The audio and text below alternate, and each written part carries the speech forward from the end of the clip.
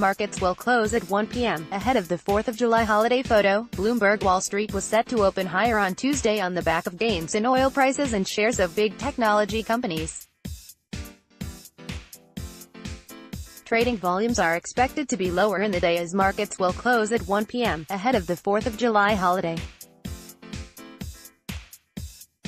Oil prices climbed more than 1% after Libya declared force majeure on significant amounts of its supply, though rising overall US and OPEC output dragged down markets.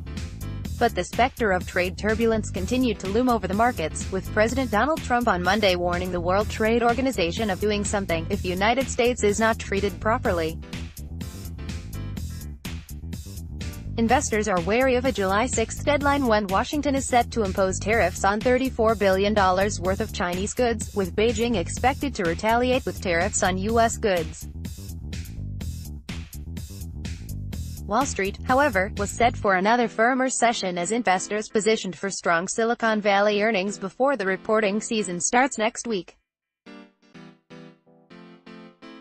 Mark Luschini, chief investment strategist at Janney Montgomery Scott in Philadelphia, said the Chinese yuan firming was aiding the sentiment as it initially provided some support for equity prices in Asia and Europe and is now spilling over to the United States. Major, state-owned Chinese banks were seen swapping yuan for dollars and forwards and immediately selling them into the spot market to prop up the Chinese currency, four traders said. At 8:39 a.m. ET, Dow E-minis were up 141 points, or 0.58%. Today is going to be a day where we have a short session for both fixed income and equity investors pre-holiday, Luschini said.